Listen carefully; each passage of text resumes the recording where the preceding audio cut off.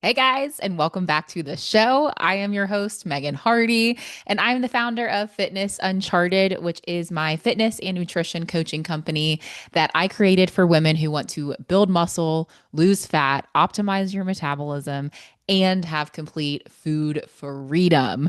And today we are talking all about muscle. We're going to be talking about the importance of muscle retention and also the importance of bone density when you are dieting or you are trying to change your body composition. And really, that's because muscle is like the magic ingredient. If you want optimal health and you want body recomposition, maybe you're trying to get leaner, maybe you're trying to lose weight, maybe you're trying to gain weight but gain more muscle mass, maybe you're trying to change your body composition, aka your body composition is the ratio of fat to lean muscle mass. Maybe you're trying to improve that number.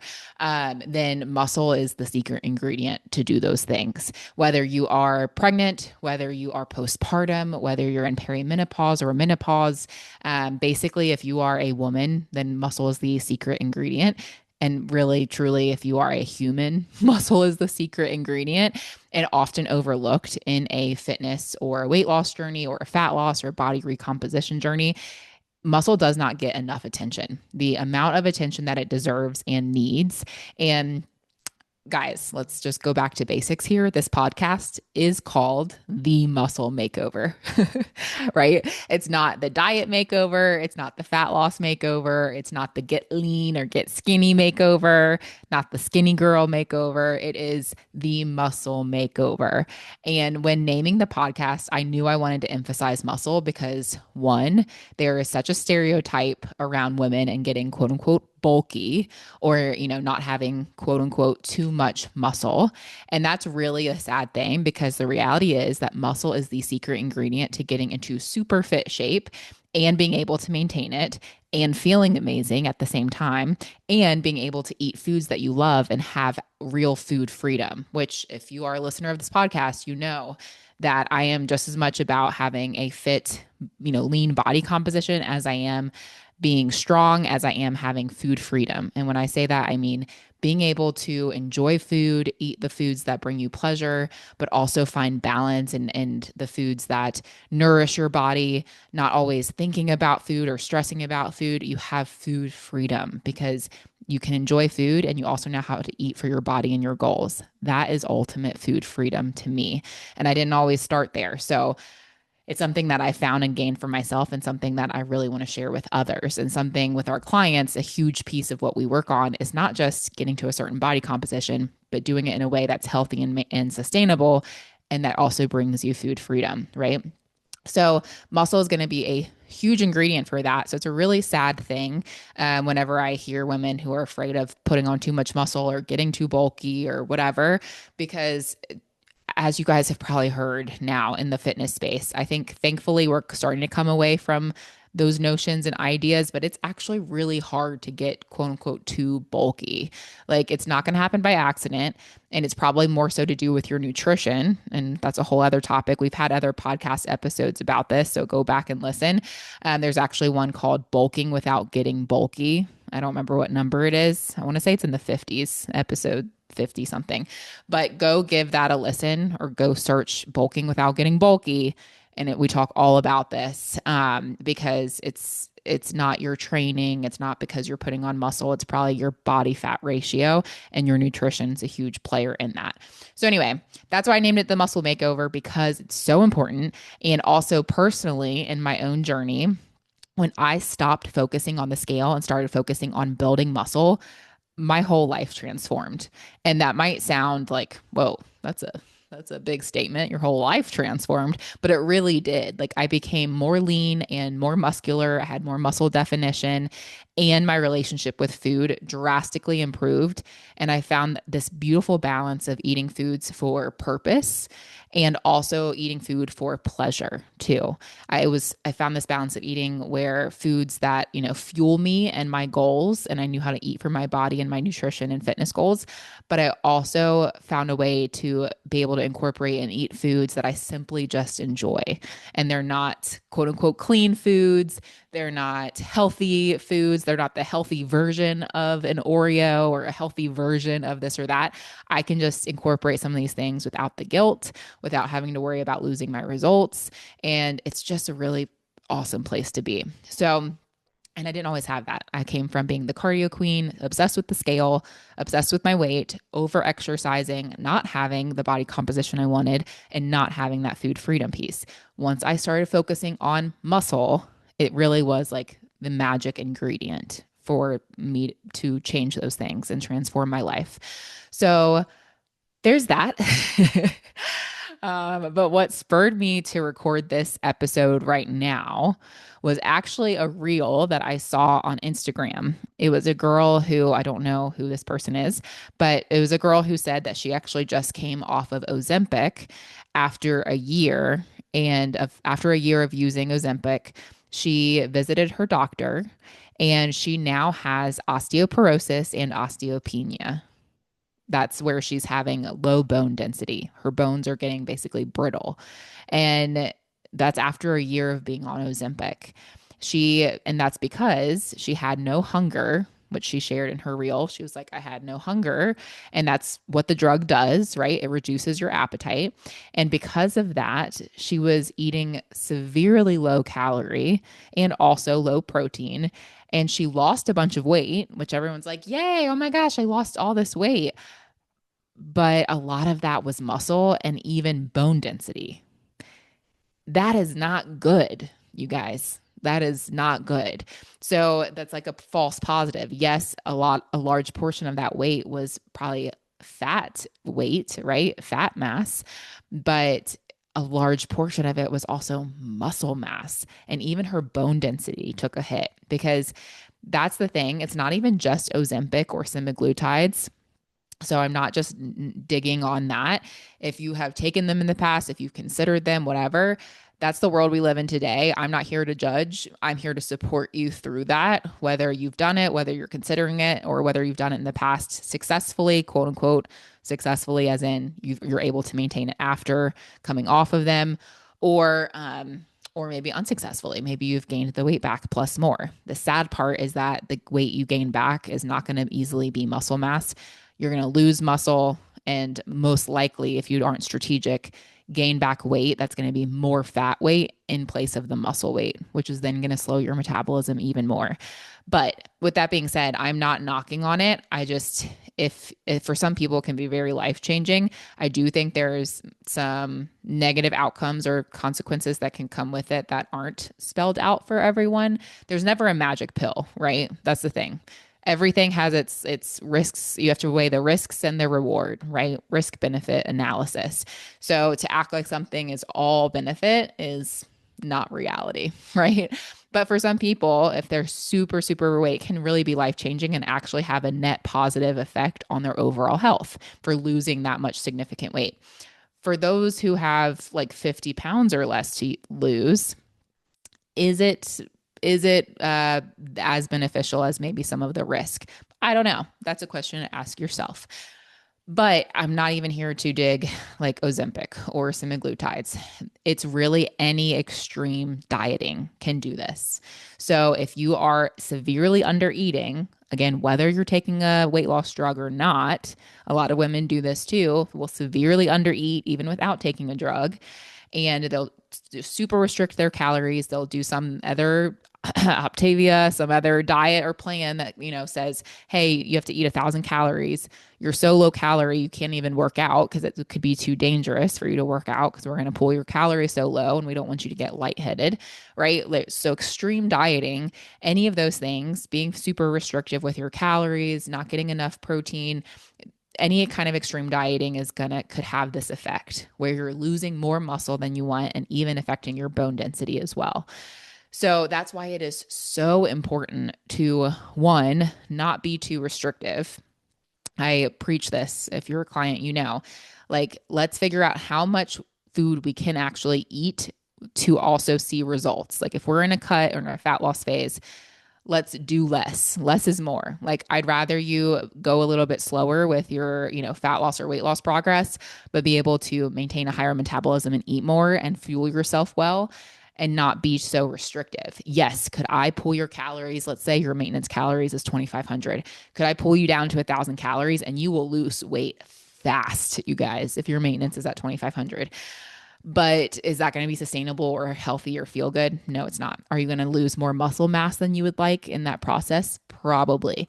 So don't be too restrictive. That's why that's really important. Two, you need to prioritize protein. Even when you are in a deficit, that's where your protein goal probably shouldn't really change that much. It should really stay close to the same as what it was at your maintenance. Keep your protein high. And then also, number three is strength train. So, just as much as it's important to strength train when you are in a maintenance phase or a surplus, you're trying to maintain or build muscle. When you are in a cut or a fat loss phase, strength training is equally as important to maintain the muscle, to give that stimulus to your body, like, hey, we still need this muscle. Please don't break it down for fuel. Like, we need to maintain the muscle that we have on our body. So, those things are so important. And I want to touch really quickly on a couple phases of life where maintaining your muscle is so important. And I'm just going to touch on two here, or three. But one is pregnancy. So muscle loss and fat gain are to be expected in pregnancy. Like it is what it is. I worked out very consistently throughout my pregnancies. I still lost fat, I still lost muscle, and I still gained body fat. Yes, I did, partake in more cravings and some things like that, but I did mostly try to eat mostly nutrient dense whole foods, tried to moderate my treats and stuff like that. I still walked and got my 10,000 plus steps most days. I still worked out. So, like, did the things, right? But because I had to modify here or there because of hormonally things going on, like, yes, I lost muscle and I gained body fat. So, it's just a part of it. It's just, comes with the territory if you're pregnant. So the primary focus after pregnancy should not be how fast can I lose the baby weight. Let's just like really reprogram our minds from how fast can I lose the baby weight to how fast can I rebuild strength and muscle. It is such a common issue with postpartum, with moms just wanting to get their quote unquote baby weight off and getting back down to a certain number on the scale. And they're doing nothing for their muscle mass or not really supporting that. And so they're just getting their body fat lower and their weight lower, but they've lost this muscle throughout the process, which has slowed down their metabolism. And also, they probably don't feel as strong or as fit and all those things. But a large portion of that is, yes, there's some more extra body fat, but a large portion of that's because you also lost some muscle. Now, add insult to injury and do this multiple times with multiple children. So, right, you get pregnant, you try to lose the baby weight after, and you lost the baby weight, but you lost muscle mass during your pregnancy and postpartum. Then you get pregnant again and you do it again, right? It's a compounding effect. And then this leads us into our later years of life and into your 30s and beyond, when it gets even harder to build and maintain your muscle. So the biggest thing that you could do to serve yourself and serve your future self is think, how can I rebuild strength and muscle? And y'all, the baby weight will come off. It will. I can speak personally, being postpartum myself, like that focusing on rebuilding my strength and rebuilding muscle has helped me 100 times more than trying to get back down to some certain number on the scale. Like, my body is transforming by focusing on strength.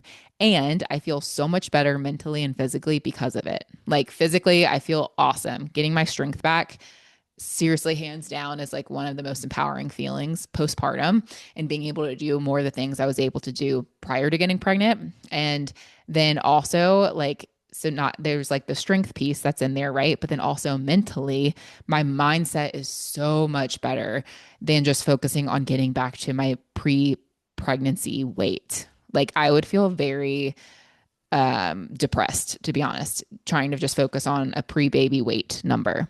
Our bodies are different, not worse, just different after pregnancy and postpartum.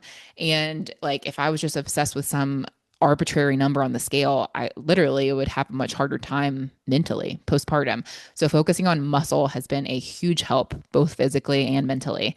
So that's if you're pregnant or postpartum. And then if you are perimenopausal or menopausal, The worst thing that you could do for your hormones and your body composition is lose more muscle mass. So it is such a atrocity. What is the word? Atrocious? Atrocity? Is that a word? It's atrocious how much diets are pushed on women in perimenopause and menopause, and how unsustainable most of those diets actually are, that are claiming all this weight loss, all these things. The worst thing you could do for your hormones, you guys, and for your body composition in the long run is lose more muscle mass. Conversely, one of the best things you can do to maintain, or one of the best things you can do for your overall health and fitness, is maintain and build muscle. So, for your health, for hormones, for aesthetics, and yes, even for fat loss, because muscle is so supportive of a healthy metabolism, the best thing that you could do is spend more time focusing on building muscle mass. Because the more and more you're dieting, the more muscle you'll probably losing, the slower your metabolism is becoming, and the harder it is for you to lose body fat. Therefore, let's flip it in reverse, focus on metabolism, supporting that with more muscle mass, and it all of a sudden your fat loss efforts become that much easier.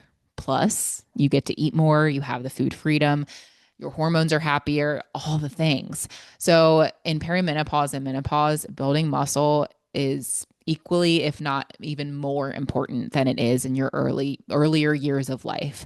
And on average, just to kind of give you guys an idea of how fast we can lose muscle, adults can lose about 3 to 8% of their muscle mass per decade after age 30.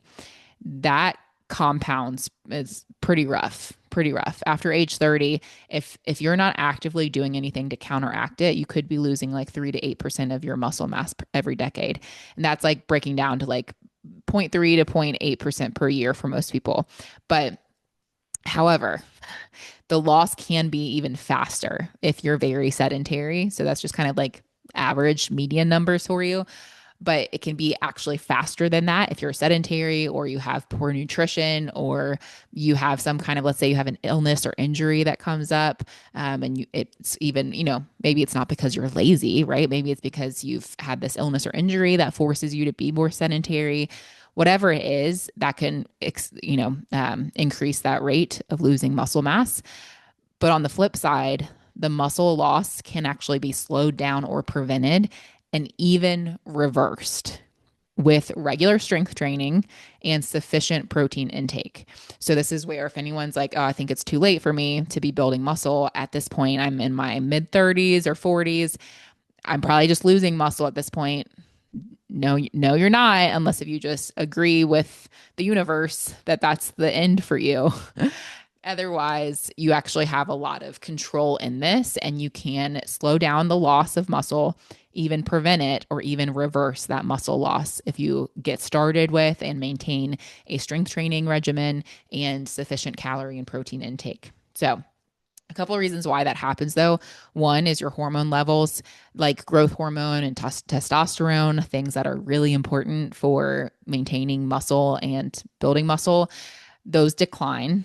Physical activity also usually decreases. So there is something to be said for, yes, hormones play a part, but also our habits and lifestyle play a maybe even larger part. Like when we get towards, because we're low energy, or we're having like mood swings and hot flashes and all the things, right? Because our hormones are doing things.